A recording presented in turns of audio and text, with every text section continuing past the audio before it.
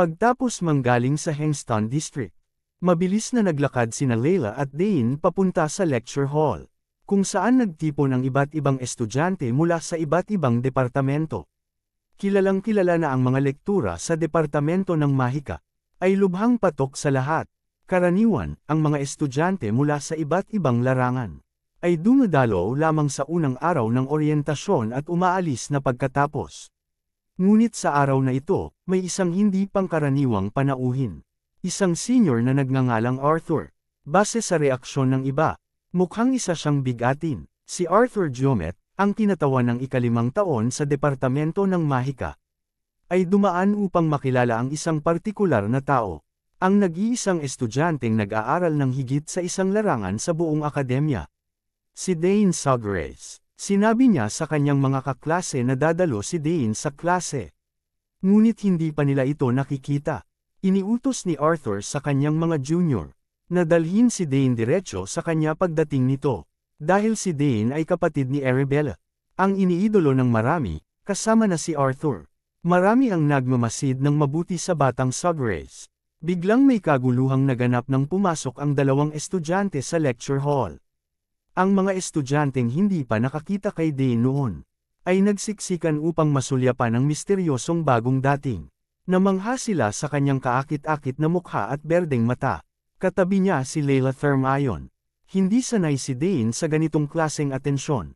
Habang naninigas siya sa ilalim ng mapanuring tingin ng iba, lalo pang ginatungan ni Layla ang sitwasyon. Sa panunukso tungkol sa kanyang kasikatan, lumingon si Arthur Jomet at ngumiti ng mapanukso. Nang makita ang nakababatang kapatid ng kanyang senior Arabella, siya ang unang lumapit kay Dane, at nagbigay ng engranding pagbati. Pinuri niya ang presensya ni Dane noong seremonya ng pagtanggap sa akademya. Ngunit naguluhan si Dane. Bakit parang pamilyar ang kilos ng senior na ito sa kanya? Walang kabog-abog, binanatan niya ng matalim na tanong ang malaking lalaki. Sino ka? Tanong niya. Hindi ba nagtuturo ang Magic Department ng Basic Introduction? Pinanindigan niya ang kanyang tindig at sinabi sa lalaki na kung may kailangan siya, dapat magpakilala muna ito sa kanya. Hindi natuwa ang mainitan ng ulong kinatawan ng ika-5 taon na antas sa matalas na dila ni Dane. Ang unang impresyon nila sa isa't isa, mas masahol pa sa masama. Ang mga junior na nakakaalam kung sino si Arthur ay napigil ang hininga. Alam nilang ang pagbabangga sa isang senior ay halos katumbas ng akademikong pagpapatiwakal. Hindi nagpatalo si Arthur. Ipinaliwanag niyang dumaan lamang siya upang kilalanin ang nakababatang kapatid ni Arabella bilang tanda ng paggalang, pero sa halip ay sinalubong siya ng kayabangan. Mula sa simula pa lang, ipinunto na ni Arthur na ang ugali ni Dane ay maaaring makasira sa reputasyon ng pamilya Sugres. Hindi nagpatinag si Dane. Sa pananaw niya, ang bastos dito ay ang malaking lalaking ito. Naghahangad ng respeto habang hindi naman maayos ang ugali. Nanggigigil si Arthur sa inis. Hindi ito ang gusto niyang kalalabasan.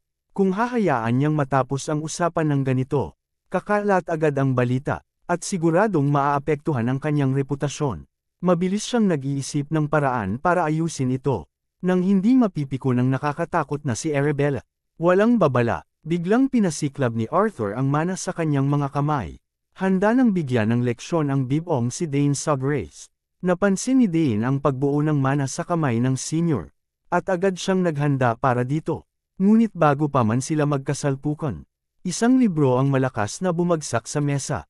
Kasabay ng isang mabigat na tinig na nagtanong. Kung may problema ba? Nang makita na isang guro na ang nakialam, agad na nagdahilan si Arthur. Sabi niya, napadaan lang siya para batiin ang mga freshman. Hindi nagpatinag ang pinuno ng departamento ng mahika, si Dean Avo. Pinagsabihan niya si Arthur na ipagpaliban ang pakikisalamuha at gawin iyon pagkatapos ng klase at huwag ng manggulo. Walang pakialam na nagpaalam si Arthur. Tila hindi man lang naapektuhan ng hindi magandang engkwentro. Habang pinagmamasdan ng papalayong senior, binalaan ni Layla si Dane na mag-ingat. Dahil mukhang may masamang balak ang Arthur na iyon. Sa kanyang paglayo, mahinang bumulong si Arthur sa isa niyang kaibigan, kailangan nilang dalhin si Dane sa isang tiyak na lugar sa sandaling magkaroon sila ng pagkakataon. Nag-alinlangan ang kaibigan niya, tapat siya kay Arthur, pero kung gagalawin nila ang nakababatang kapatid ni Arabella, Baka isang malaking trahedya ang sumunod na mangyari. Sinabi ni Arthur na ipapaliwanag niya ng maayos ang sitwasyon sa kanilang iginagalang na senior. Gusto lang naman niyang bigyan ng kaunting leksyon ang batang Suggrace. Nagpatuloy ang klase. Ipinaliwanag ni Propesor Dinavo na ang unang araw ay isang simpleng oryentasyon lamang. At pagkatapos nito ay maaari na silang umalis. Dahil isa itong kursong nakatuon sa labanan. Kinakailangang sukatin muna ang mana ng bawat isa. Ibinaba niya ang isang instrumento sa mesa, isang artifact na sumusukat ng mana. Lahat ng mata ay agad na nakatutok sa marangyang artifact. Simple lang gamitin ang artifact. Kailangan lang nilang ipatong ang kamay dito at padaluyin ang kanilang mana. Bilang demonstrasyon, ipinalibot ni Propesor Dinavo ang kanyang sariling mana sa artifact. Agad itong nagliwanag ng matinding asol. Sa kanyang likuran, 8 ganap na nabuong bilog ng mahika ang lumitaw. Halos nasa antas na siya ng isang master ng tore.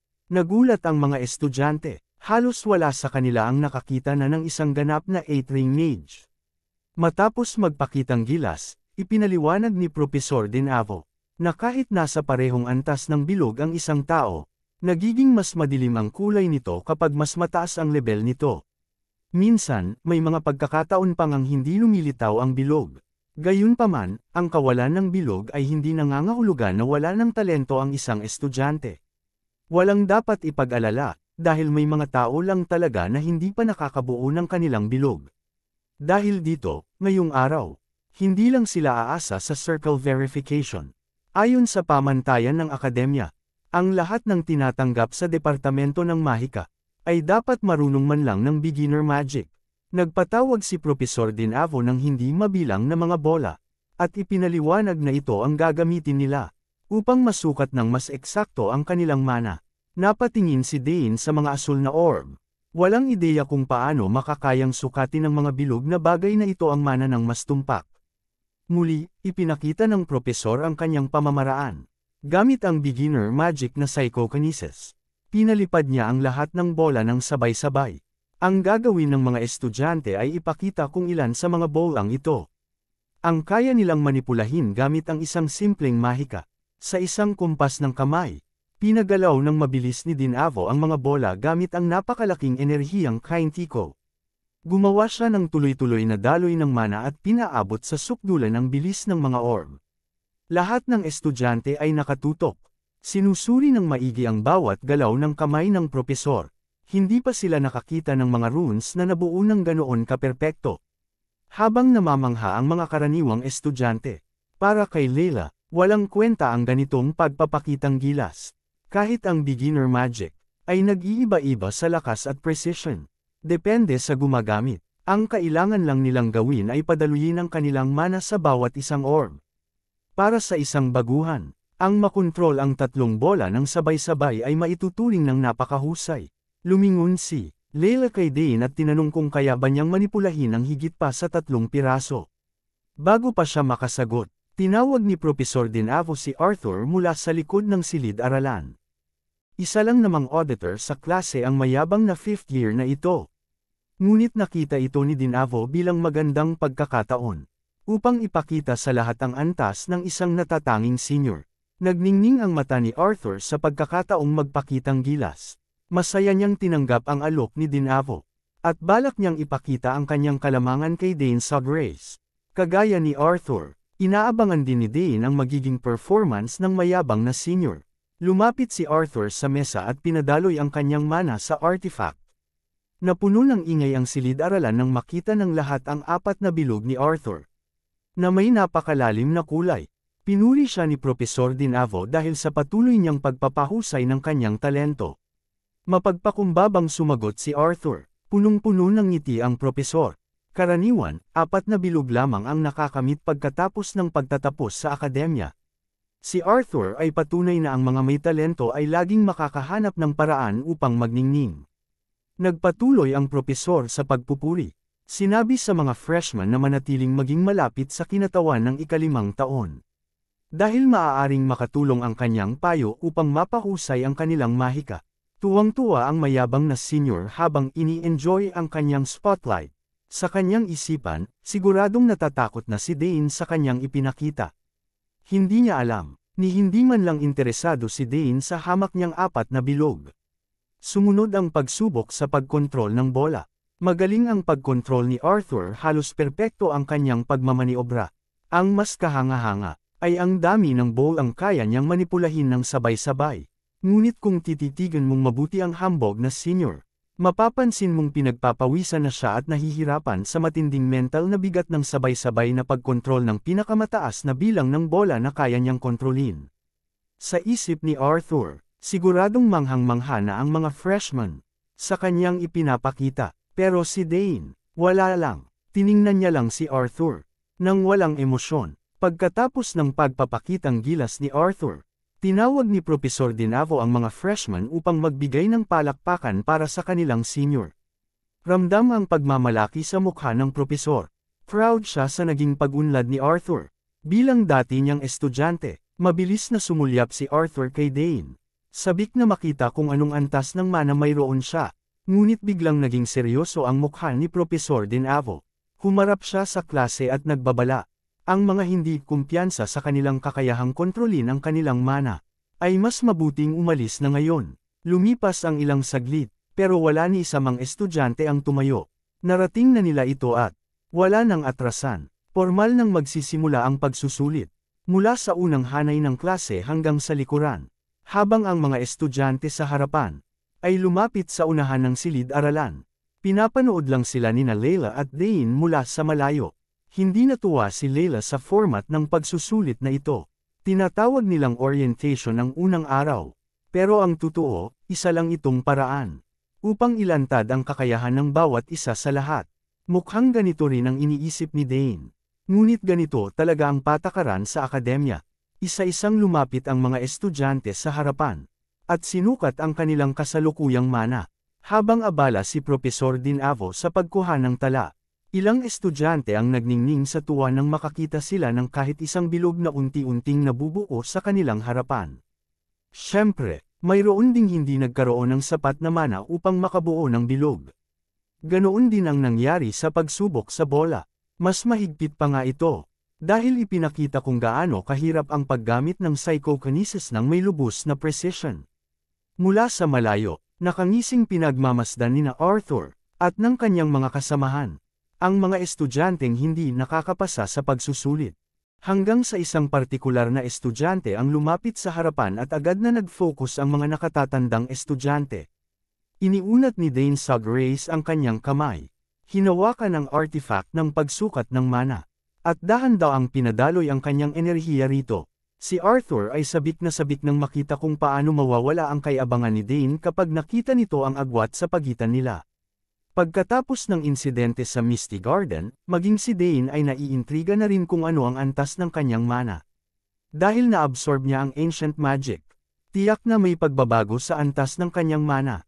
Nagliwanag ang buong silid, nang bumalot ang makapal at matingkad na mana mula sa kamay ni Dane papunta sa artifact. Lalong naging matalim ang tingin ni Propesor Dinavo kay Dane Suggrace. Ang batang perpektong nakasagot sa kanyang takdang aralin sa autonomous major exam. Dahil sa napakalawak nitong kaalaman, nasasabik ang propesor na makita kung ilang bilog ang lalabas. Lumipas ang ilang segundo na parang habang buhay para sa mga estudyanteng nanunood. Lahat ng mata, nakatuon sa Genius Boy ngayong taon. Isang saglit pa. At isang nakasisilaw na liwanag na lampas sa lahat ng naunaang biglang lumitaw mula sa kawalan. Ramdam ni Dane, na tila nawawalan siya ng kontrol habang hinihigop ng artifact ang enerhiya mula sa bilog ng kanyang puso. Nang maabot ng liwanag ang sukdulang antas nito, isang biglaang mensahe ng error ang lumabas. Hindi masukat ang mana ni Dane. Sa unang pagkakataon, nangyari ito sa isang pagsusulit. Ang artifact na ito ay dinisenyo upang masukat kahit ang 8 bilog.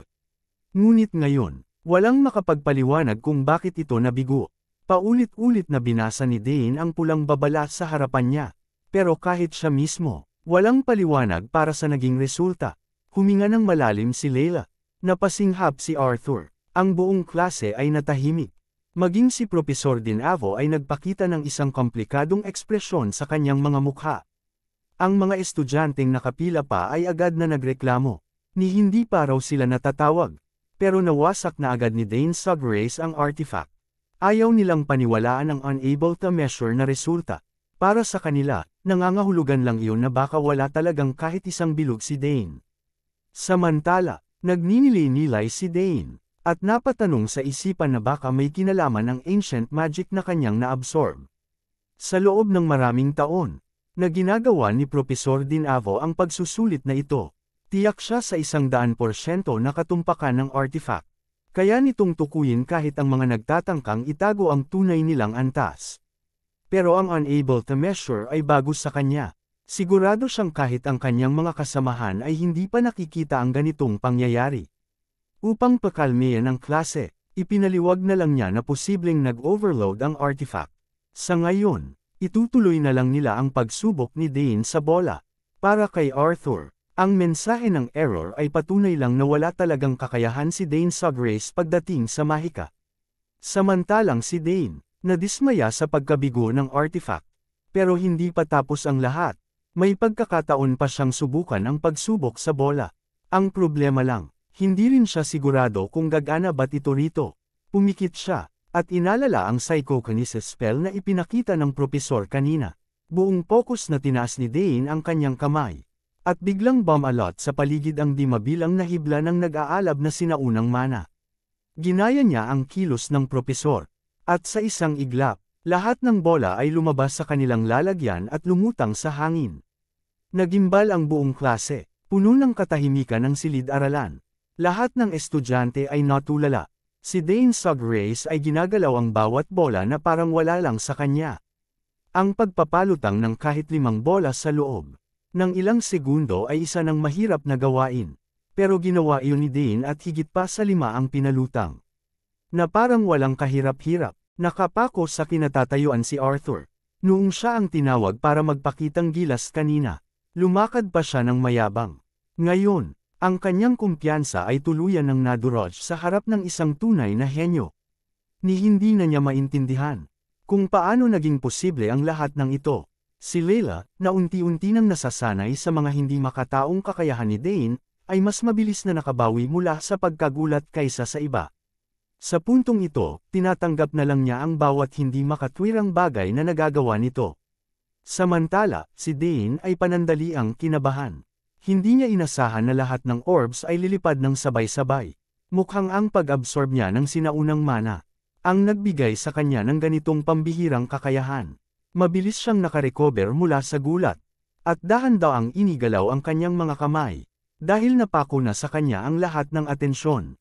Naisip niyang mas maiging pagandahin na lang ito ng todo. Pinuno niya ng sinaunang mana ang mga bola. At pinaikot-ikot ang mga ito ng napakabilis. Hanggang sa magmistula na silang nagliliwanag na ilaw sa ere. Sa puntong ito, kahit si Propesor Dinavo ay hindi pa nakakakita ng ganito. Dahil sa likas niyang sensibilidad sa mahika, siya ang unang nakapansin. Ang ginagawa ni Dane ay hindi basta pagpapalutang lang. Ang bata ay sinasadyang inaayos ang mga orbs ng may eksaktong intensyon. Para bumuo ng isang imahe. At sa harap ng lahat, nabuo sa ere ang isang malinaw na imahe. Isang leon at isang ahas. Alam ng lahat na ang dalawang imahe na ito ay sumisimbolo sa sagisag ng prestihiyosong pamilya sa Grace. Ngumiti si Dane, tuwang-tuwa sa kanyang obra, habang si Propesor Dinavo ay nananatiling tulala. Kahit si Arabella, na isang henyo sa mahika, ay hindi kailanman naging ganito kagaling. Si Layla naman ay nenes. Dahil siya na ang susunod na sisilang, at siguradong hindi may kukumpara ang kanyang pagpapakita sa ginawa ni Dane. Matapos niyang ibalik ang mga bola sa lalagyan, ipinagkaloob ng propesor kay Dane ang pinakamataas na papuri. Ngayon, naiintindihan na niya kung bakit si Tower Master Sidrain, isang matandang lalaking hindi kailanman kumuha ng estudyante, ay biglang nagpakita ng interes sa batang ito. Daang yumuko si Dane at nagpasalamat. Narinig ng mga estudyante ang kanilang usapan. At halos gulat na gulat sila nang marinig na tinuturuan si Dane ng isang Tower Master. Isa sa mga kaibigan ni Arthur ay tahimik na nagtanong sa kanya kung itutuloy pa ba nila ang kanilang plano. Nakita nila kung ano ang nagawa ni Dane. Hindi ito simpleng kalaban. Si Arthur ay mariing napakuyom ng kamao. At doon niya sinisi ang pamilya sa Grace. Bakit ba patuloy silang nagpapalaki ng halimaw? Kung nasa ganitong antas si Dane, kailangan nilang baguhin ang plano. Nakakainis man tanggapin. Napagtanto ni Arthur na may posibilidad silang matalo. At kung magpapasimula sila ng away, at pagkatapos ay matatalo lang sila sa pamamagitan ng talento, hindi na sila makakabangon mula sa kahihiyan. Sa wakas, isang lohikal na ideya ang pumasok sa kanyang isip. Kung hindi nila kayang talunin ang bata sa pamamagitan ng lakas, mas mabuting kunin na lang nila ito sa kanilang panig. Wala nang ibang opsyon si Arthur, kundi subukang isali si Dane sa Student Council. Bilang isang opisyal ng konseho, magagawa niyang ilagay si Dane sa ilalim ng kanyang kontrol. Pero ang bata ay isang freshman pa lang. Kahit ang mga senior, hindi madaling nakakapasok sa council. Wala pang nangyaring first year na sumali sa student council, kaya kailangan nilang baliin ang patakarang iyon ng walang takot. Kumpiyansa si Arthur na magagamit niya ang talento ni Dane upang mapataas ang prestihiyo ng Magic Department. Siyempre, kasabay nito, ang kanyang sariling status at career ay angat din. Samantala, dinala ni Professor Dinavo si Dane sa gilid ng lecture hall, upang bigyan pa ito ng mas maraming papuri. Kung nalaman lang niya agad na ganito katalino ang bata, ipinaglaban na sana niya ito laban sa ibang mga propesor para manatili sa kanyang departamento. Ginamit ni Dinavo si Dane upang painitan ang loob ng ibang estudyante. Matapos ang ilang sandali, pinaupo na niya ang bata at sinabihang pwede niyang bisitahin siya anumang oras. Hindi naman tumatanggi si Dane sa ganitong klaseng oportunidad. Pagkatapos ng klase, sabay na lumabas ng lecture hall sina Layla at Dane. Katulad ng dati, pinagagalitan na naman siya ng dalaga dahil inangkin niya ang buong spotlight. Ngumiti lang si Dane nang nakangisi. Lantaran siyang tinutokso, kung hindi lang dahil sa kanyang kakaibang talento. Ang 5 orb manipulation ni Layla, ang siguradong magiging bida sa araw na ito. Dahil likas siyang competitive, nagmagaktol na lang si Layla at lumayo kay Dane. Sa puntong iyon, biglang dumating sina Arthur at ang kanyang mga kasama. Nagbago ang tono ni Arthur. Bigla itong pumuli kay Dane sa kanyang pambihirang kakayahan. Ayon sa kanya, dumaan lang siya upang makipag-usap sandali. Mabilis na napansin ni Dane ang pagbabago ng ugali ni Arthur. Kaya agad siyang nakaramdam ng pagdududa. Sinimulan ni Arthur ang usapan tungkol sa Imperial Academy Student Council. Ang council ang may hawak ng kapangyarihang magpasya ng mga patakaran ng akademya, at mag-manage ng budget. Dahil dito, hawak nila ang napakalaking impluwensya, at maraming pribilehiyo. Halimbawa, sila ang nagdedesisyon sa mga parusa para sa mga estudyanteng lumalampas sa linya. Hawak din nila ang kapangyarihan na aprubahan ng iba't ibang event sa bawat departamento. Hindi naman kailangan ni Dane ng paliwanag. Matagal na niyang alam ang tungkol sa kapangyarihan at eksklusibong mundo ng council. Salamat sa kanyang nakatatandang kapatid. Sa wakas, inilahad ni Arthur ang kanyang alok. Isang recommendation para maging opisyal ng konseho. Pasok na pasok si Dane sa lahat ng requirements. Kaya walang magiging problema. Bukod sa maraming perks, ang pagiging opisyal ay automatikong nag-i-induct ng estudyante bilang bahagi ng Dante's Hall. Pero tila nakalimutan ni Arthur. Ang top student ngayong taon ay bahagi na ng Dante's Hall. Habang patuloy na nagsasalita ang nakakainis na senior tungkol sa mga benepisyo ng pagsali sa konseho, napaisip si Dane, aba, at parang mga Diyos na yata ang mga ito, sa dami ng kanilang kapangyarihan. Matapos ang mahabang pagsasalita ni Arthur, tuluyan ng tinanggihan ni Dane ang alok. Kung papasok siya sa konseho, mas gusto niyang gawin ito gamit ang sarili niyang kakayahan. Bukod pa rito, alam niyang ang mga pribilehiyo ay may kaakibat na kabayaran. Kitang-kita ng mga kasama ni Arthur kung paano unti-unting gumuguho ang kanilang plano. Dahil dito, pilit nilang idiniin ang prestihiyo ng council. Umaasang mahihikayat pa si Dane. Samantala, naiinis na si Layla sa mga walang kwentang sinasabi ng mga senior na ito. Hindi na niya natiis. Hinawakan niya si Dane sa kamay. At hinayla ito papalayo papunta sa cafeteria. Naiwan si Arthur roon, na hindi natupad ang kanyang plano. Samantala, labis ang pasasalamat ni Dane sa perpektong timing ni Layla ngayon. Maaring tinanggihan sila, pero hindi pa sumusuko sina Arthur at ang kanyang mga kasamahan. Kitang-kita ni Layla ang tunay na pakay ng mga mapagsamantalang senior. Gagawin lang nilang pawn si Dane. Mas lalong uminit ang ulo niya dahil hindi man lang siya inalok ng parehong rekomendasyon. Sa puntong ito, tinanggap na ni Layla ng buo ang katotohanan. Hindi talaga may kukumpara ang talento ni Dane sa normal na tao. Kaya naman, nagpatuloy ang dalawa patungo sa cafeteria ng Imperial Academy. Umaasang, may natitirang pang sweet tarts doon. Samantala, pinuntahan ni Arthur si Propesor Dinavo. Ayon sa pagsusuri ng propesor, maaaring mas talentado pa si Dane kumpara sa kanyang nakatatandang kapatid na si Arabella. Sa lawak ng mundo ng mahika, hindi ito matitiyak, pero pagdating sa potensyal, isa siyang halimaw. Narinig ni Arthur ang pahayag na ito, at para bang biglang umikot ang kanyang ulo. Mas talentado kaysa sa isang senior na labis niyang nirerespeto. Hindi siya makapaniwala. Dahil dito, hinimok ni Dinavo si Arthur na subukang kumbensihin si Dane na manatili sa Magic Department. Mula nang dumating ang bata, iisa lang ang nangyayari. Lahat ng tao ay nabibighani sa kanyang di mapapantayang talento. Umamin si Arthur na sinubukan na niyang imbitahin si Dane sa Student Council. Ngunit tinanggihan niya lamang ito. Ngunit hindi pa sumusuko si Dinavo. Ang talento ng batang iyon ay napakahalaga upang hayaang mawala. Nagpalit ng paksa si Arthur, at tinanong ang propesor tungkol sa isang recommendation letter para sa kanya mismo. Sinabi ni Dinavo na huwag siyang mainip dahil meron pa siyang 2 taon. At siguradong mag-uunahan ang mga Magic Tower, para kay Arthur pagdating ng graduation niya. Pero alam ni Arthur ang totoong intensyon ni Dinavo. Kung makakakuha siya ng maagang placement sa Magic Tower, mawawala ang kanyang paboritong estudyanteng utusan. Nabalitaan na rin ni Arthur na si Dinavo mismo ang nagpahinto ng 2 alok mula sa Magic Towers. Noong siya ay nasa 3 taon, napagtanto niyang ang kanyang kinabukasan ay nasa kamay ng mayabang na propesor na ito. Kaya, kahit labag sa kalooban, patuloy niyang tinatanggap ang mga utos niya dahil wala siyang pagpipilian. Papunta sa cafeteria, napansin ni Dane kung gaano kasikip ang paligid dahil sa iba't ibang club events. Lahat ng club ay nagkukumahog upang makaiwas sa pagkakadisband. Naglibot sina Dane at Layla. Sinubukan ang iba't ibang booth, at nanalo ng sandamakmak na papremyo. Sa loob ng bag ni Dane, naroon ang mga napanalunan nila. 20 mana storage stones, 15 lunch coupons, 5 general meal tickets, 8 convenience store vouchers, at isang treasure map. Ayon sa senior na nagpapatakbo ng booth, binili ang mapa sa isang blind auction sa Arkender Auction House. Pagkarinig ng pangalang Arkender, nagningning ang mga mata ni Layla.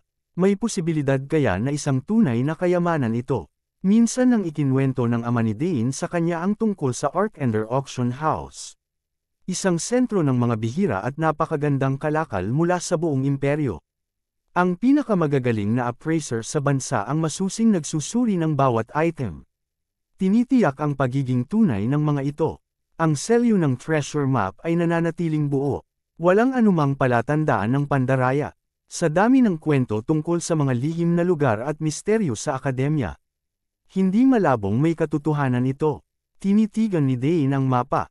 At agad na may isang tao siyang naisip, na siguradong matutuwa rito. Ang explorer na baliw sa adventure. Si Ernest Dillon.